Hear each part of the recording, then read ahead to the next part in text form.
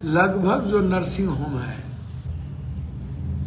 वो medical council of India का guideline follow नहीं कर रहा है। तो लड़ाई हम लोगों ने शुरुआत की थी वह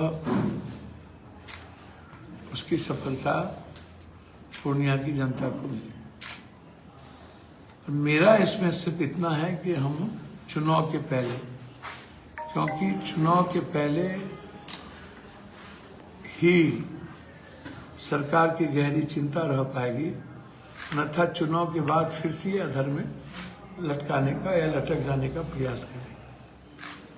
जैसे दरभंगा आज देश का सबसे बड़ा रेवेन्यू वाला जगह है, लेकिन एक भी टर्मिनल और कुछ भी बनने का अभी तक, एक शेड लगाने का अभी तक इतने बड़े रेवेन्यू देने के बावजूद वहाँ शुरुआत नहीं हुई और न ही अप्रूव किया।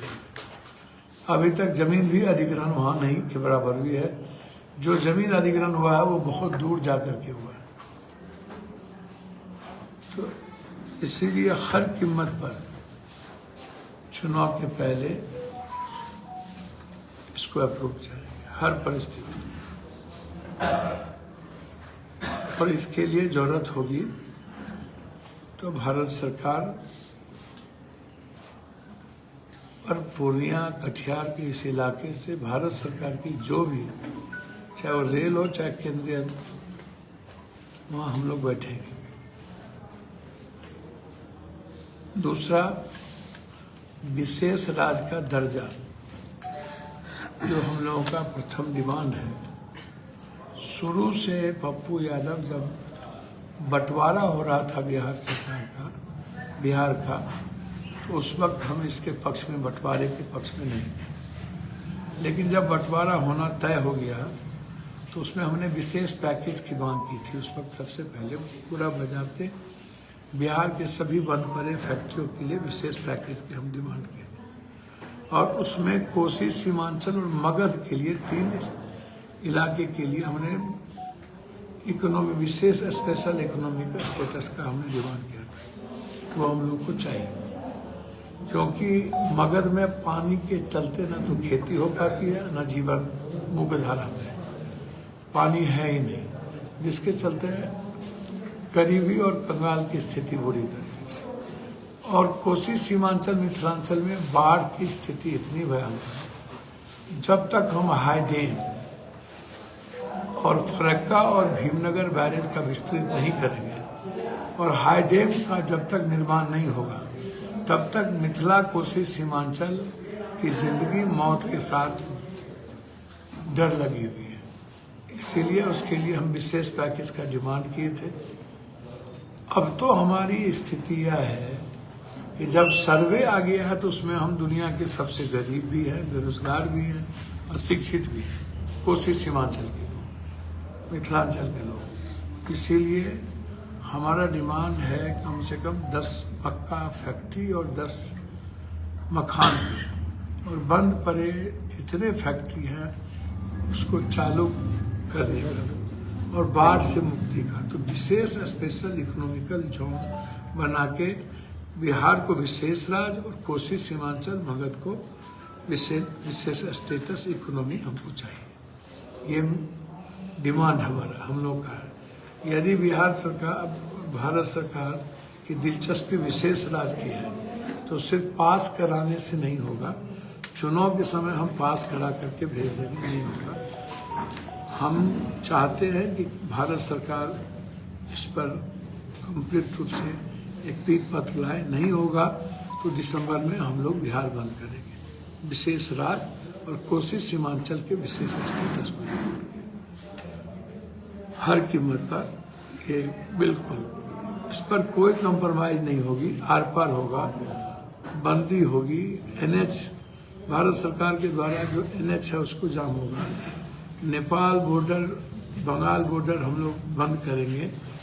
एक भी भारत सरकार का आने जाने का रास्ता नेपाल बॉर्डर और बंगाल बॉर्डर पर हम लोग बिल्कुल शांतिप्रिय बैठेंगे। विशेष पैकेज, स्पेशल स्टेटस और विशेष राज्य का दर्जा पर कोई यह शुरुआत पहले हम लोग करेंगे बॉर्डर बंद से। घेरा डालो, डेरा डालो, और उसके बाद NH जाम होगा, उसके बाद रेल होगा, उसके बाद भारत सरकार की जो भी बड़ी यहाँ केंद्रीय ऑफिस है उस पर हम लोग बैठेंगे, उसके बाद बिहार बंद कर देंगे। अनिश्चितकालीन हम लोगों की लड़ाई विशेष पैकेज को लेकर के होगी, और विशेष राज्य को लेकर कोई राजनीति नहीं करेंगे, विशेष राज्य को लेकर गंभीरता से लड़ेंगे। और आर पार की लड़ाई का निर्णय हमने दिसंबर से ले लिया, इस पर अब कोई बहस नहीं होगी। तीसरी अंतिम चीज मैं आपसे बहुत महत्वपूर्ण करना चाहूँगा, दो मेरे लिए बहुत महत्वपूर्ण मुद्दे थे। तीसरा महत्वपूर्ण मुद्दा है कि हम चाहते हैं कि हर कीमत पर जो सही माने में हमारे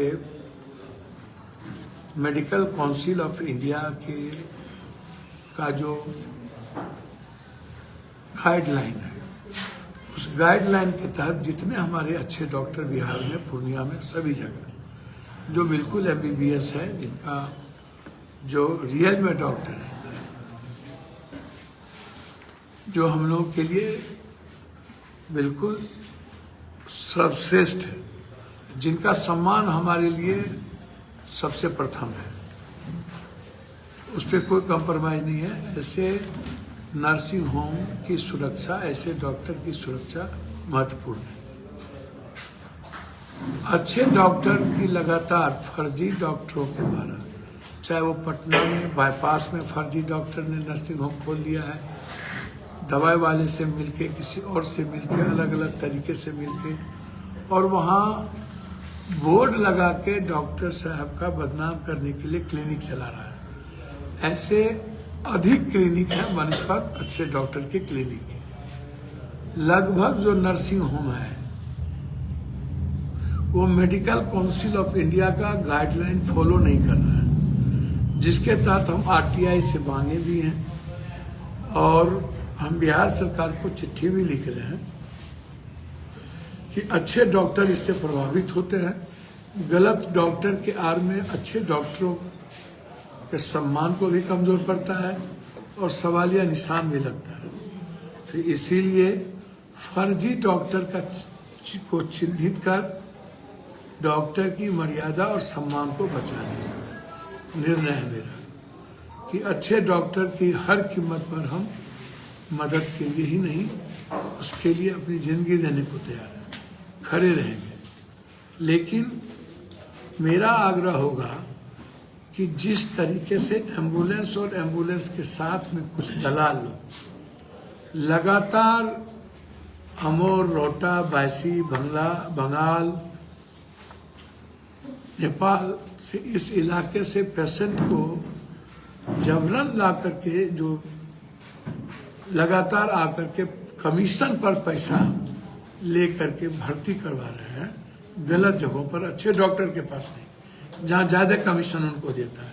और ज़्यादा कमीशन अच्छे डॉक्टर कभी नहीं देंगे, अच्छे डॉक्टर कमीशन कभी नहीं देंगे। जो फर्जी होगा, गलत नर्सिंग होम होगा, वो कमीशन देता है। तो एक तो उस पर रोक लगे, किसी भी कीमत पर, हर परिस्थितियों में रोक लगनी चाहिए। दूसरा चीज, हम पूरी तरह जांच चाहते हैं, प्रदूषण जांच, पर्यावरण जांच, ये जितनी चीजें हैं, ultrasound, CT scan, MRI, x ray machine, ये सभी मापदंड, ICU का जो मापदंड है, हम चाहते हैं कि हर कीमत पर इस जितने फर्जी नर्सिंग होम है, जो पैसे वाले दलाल लोगों ने बना करके नर्सिंग होम चला रहे हैं, उसकी जांच हो। हर कीमत पर सरकार 1 महीने के अंदर जांच करे। चौथी चीज, बार बार मैं ये सवाल उठाता हूं CCTV, जहां पर ताकि उसके पेशेंट, उसके परिवार के लोग उनके ऑपरेशन को, उनके चीजों को देख सके हर कीमत, हर परिस्थिति में, ताकि ऐसी बातें नहीं आएगी। जब पेशेंट खुद देखेंगे, उसके अटेंडेंट लगातार मॉनिटरिंग उसके हो रही है, कौन डॉक्टर जा रहे हैं, कौन आ रहे हैं, पेशेंट को देखने का पूरा जिम्मेदारी एक रूम हो, ताकि समय समय पर वो पेशेंट को जा करके देख सकता हो।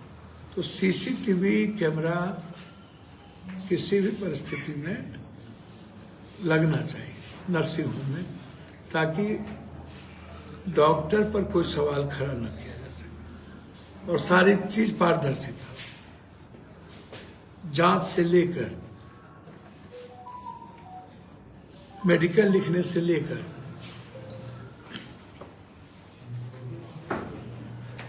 ऑपरेशन से लेकर सब कुछ परिवार के बीच हो। बार बार सुरक्षा का सवाल उठता है। यह निश्चित रूप से गंभीर विषय है कि हम पूर्णिया की जनता या बिहार की जनता से प्रे करेंगे। हम लोगों के पास बहुत ऑप्शन है।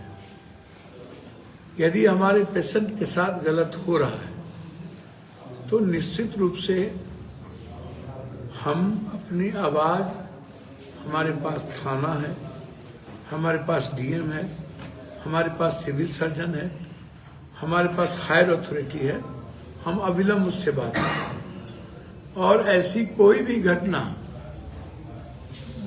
जो घटित होती है उसके लिए किसी भी कीमत पर पब्लिक को कानून हाथ में नहीं लेना चाहिए। डॉक्टर पर यदि कोई दूसरा गलती करता है तो हम गलती ना करें। वो अलग बात है कि सेंटिमेंट में धक्का मुक्की होता है। जो घटना अभी घटित हुई है उसमें डॉक्टर से ज्यादा उनके कंपाउंडर, उनके चपरासी, उनके लोगों की ज्यादा भूमिका है। पेशेंट से पैसा निकालना, पेशेंट को धक्का मुक्की देना, लगातार पेशेंट को कोई सूचना नहीं देना। डॉक्टर साहब अपनी दूसरी क्लिनिक BIC या कहीं और जो खोले हुए हैं वहाँ चले गए थे, जिसके चलते डेट हुई। कुछ पल ऑपरेशन के पहले वो ठीक ठाक थी महिलाएं, सब कुछ अच्छा था। ऑपरेशन के बाद डिक्रीज करना शुरू हो गया। तो मेरा सवाल ये है कि जो टेक्नीशियन और लैब वहाँ पर है वो किसी नर्सिंग है, किसी भी कीमत पर मेडिकल काउंसिल ऑफ इंडिया के रूल के तहत उसकी कागज नकली नहीं हो, पारदर्शिता हो। ये मेरा आग्रह है। हम इस मुद्दे को लेकर, डॉक्टर की सुरक्षा के मुद्दों को लेकर हम गंभीर हैं। डॉक्टर की प्रतिष्ठा को लेकर हम गंभीर हैं और हम चाहते हैं कि पूर्णिया की जनता अपने हाथ में कानून ना ले। पप्पू यादव है, हमारे नॉलेज में हमने एक टीम बना दी है। पूरी की पूरी लाइन बाजार अस्पताल में जो भी बाहर के लोग आएंगे उसकी पूरी सेवा, पूरी मदद हमारी टीम करेगी। लेकिन पूर्णिया को फर्जी नर्सिंग होम, फर्जी डॉक्टर और दलाल से मुक्ति का अभियान हम चलाएंगे किसी भी कीमत पर। हम मंत्री और मुख्यमंत्री से मिलेंगे। ऐसे किसी भी फर्जी नर्सिंग होम जो डॉक्टर के प्रतिष्ठा के साथ खिलवाड़ करता है, दलाल जो डॉक्टर के प्रतिष्ठा के साथ खिलवाड़ करता है, किसी भी कीमत पर यह बर्दाश्त नहीं होगा। और एम्बुलेंस वाले जिस तरीके से लगातार शोषण कर रहे हैं वो सही नहीं है। इसीलिए इनके खिलाफ हम लोग का दलाल मुक्ति माफिया से, गलत नर्सिंग होम से मुक्ति के लिए धरना प्रदर्शन की शुरुआत हम लोग करेंगे। जरूरत पड़ी तो एक बड़ी रैली करेंगे, लेकिन हर कीमत पर मेडिकल और एजुकेशन में, खासतौर मेडिकल में दलाल और माफिया से मुक्ति लेके रहेंगे। फर्जी नर्सिंग होम, फर्जी डॉक्टर से मुक्ति लेके रहेंगे। और जब तक मैं जिंदा हूं तब तक मैं वचनबद्ध हूं कि किसी भी रियल में अच्छे डॉक्टर जो हम लोग के लिए श्रेष्ठ है, उस पर पब्लिक के द्वारा कोई भी कार्रवाई गलत तरीके से नहीं होने देंगे। उसके लिए हम क्लिनिक के आगे धरना पर बैठ सकते हैं, उसके लिए हम अपनी आवाज़ उठा सकते हैं, उसके लिए हम लोग थाने में केस कर सकते हैं, लेकिन कानून अपने हाथ में ना ले। मेरा ऐसा आग्रह है। जो घटना घटित है वो घटना पूरी जांच हो, मैं चाहता हूं कि इस घटना की जांच पूरे तरीके से न्याय व्यवस्था के साथ हो, ताकि रियल में कौन दोषी है। गलत लोगों को फंसाना ये सही नहीं है। हम कंडेम करते हैं कि गलत तरीके से फंसाने का प्रयास किया गया है। हम इसकी उच्च स्तरीय की मांग करते हैं और जिस महिलाओं को मारा गया है उसको हम कम से कम 10 लाख रुपया मुआवजा की मांग करते हैं। कोई ऐसा जीवन मरण का प्रश्न नहीं था। हमारे साथ वो बैठे थे। हम जब पहुंचे तो मैंने उनका सम्मान किया, उनको मैंने अपने सगे भाई की तरह बैठाया। एक दो डॉक्टर के कहने पर ये नाटक रची गई और गलत तरीके से, क्योंकि गलती मेरी थी, उस गलती को दबाने के लिए यह प्रयास किया गया। हम डॉक्टर का सम्मान करते हैं, लेकिन AIMM ये जो उनकी कमिटी है, संगठन है IMA, यदि वो सिर्फ न्याय नहीं करेंगे जनता के साथ तो हमारे लिए गंभीर विषय है। हम IMA से हम आग्रह करेंगे कि आप दोनों पक्ष को देखिए, सिर्फ अपनी पक्ष न रखिए, जनता के पक्ष को भी देखिए। जनता भगवान है। यदि IMA अपने पक्ष रख करके सिर्फ यदि भय का वातावरण और अहंकार के कारण करेंगे तो हम किसी भी कीमत पर जनता रोको अभियान करेंगे और अस्पताल नहीं जाएंगे। यह मैं उनको बहुत क्लियर कह देना चाहता हूं। मैं न्यायिक जांच चाहता हूं। IMA का हम सम्मान करते हैं, अच्छे डॉक्टर की सुरक्षा की मांग करते हैं, अपील करते हैं कि डॉक्टर गलतियों को कानून नहीं ले, उसके लिए लोकतांत्रिक तरीका है। दलाल, माफिया, फर्जी नर्सिंग होम, फर्जी डॉक्टर, इनके खिलाफ मुहिम शुरू होगी। इनके खिलाफ लड़ेंगे, आर पार की लड़ाई होगी, इसमें कोई समझौता नहीं।